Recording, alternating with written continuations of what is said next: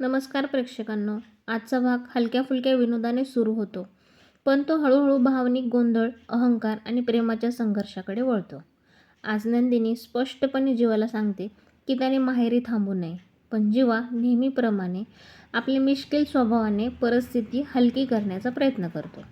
शारदा मात्र जीवाचं भरभरून कौतुक करते. चहा, नानकटाई, जेवणाच्या ऑफर्स यामुळे सासरी जावई हे नाते आज विनोदी पद्धतीने रंगवलेलं दिसतं. नंदिनीला हे सगळं अजिबात आवडत नाही, पण शारदाच्या मायेपुढे ती काही बोलू शकत नाही.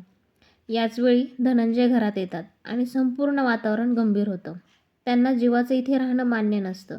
अहंकार, राग आणि मुलीच्या संसाराबद्दलची भीती या सगळ्याचा विस्फोट धनंजयच्या वागण्यातून दिसतो. जीवा मात्र नम्रतेने, जावयाच्या नात्याने स्वतःला स्वीकारून घ्यायचा प्रयत्न करत राहतो. इकडे दुसरीकडे काव्याचा ट्रॅक पूर्णपणे वेगळं वळण घेतो. काव्या ठामपणे सांगते की या घरातून कोठेही जाणार नाही. पार्थला मिळवण्यासाठी कोणतीही मर्यादा ओलांडायला तयार आहे, हे तिच्या प्रत्येक वाक्यातून दिसतं. रम्या आणि वसू मात्र काव्यामुळे पूर्णपणे अस्वस्थ झालेले आहेत. त्यांचा जळफळाट, असुरक्षितता आणि भीती आज ठळकपणे समोर येते. काव्याचं आत्मविश्वासाने बोलणं, स्वतःच्या प्रेमाची शपथ घेणं आणि मी जिंकणारच हा हट्ट यामुळे प्रेक्षकांनाही प्रश्न पडतो, ही जिद्द प्रेमाची आहे की वेडाची? दरम्यान पार्थ मात्र पूर्णपणे गोंधळलेला दिसतो. काव्याच्या भूतकाळावर कोणी बोट दाखवू नये, तिचा अपमान होऊ नये यासाठी तो तिच्या बाजूने उभा राहतो. हा बदल रम्या आणि वसूला अजूनच अस्वस्थ करतो. जीवाचा ट्रॅक आज भावनिक टोकाला जातो. धनंजयच्या रागामुळे जीवा क्षणभर स्वतःच्या मनात भीषण कल्पना करतो, नकार, अपमान आणि भीती. पण प्रत्यक्षात तो हार मानत नाही. नंदिनीवरचं प्रेम त्याला पुन्हा उभं करतं. नंदिनी मात्र बाबांसमोर हतबल होते.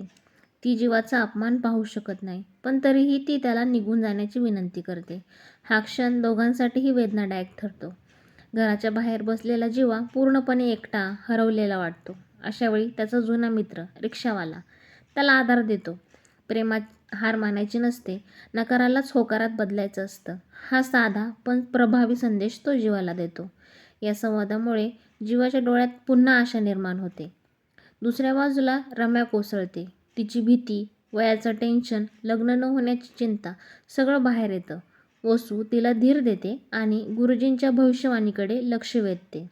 पण त्याचवेळी फार्म संबंधित काही रहस्य उघड होण्याची भीती दोघींनाही सतावते. भागाच्या शेवटी मोठा सस्पेन्स तयार होतो.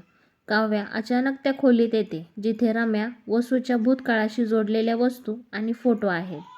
आता सत्य बाहेर येणार का, हा प्रेक्षकांच्या मनात प्रश्न उभा राहतो.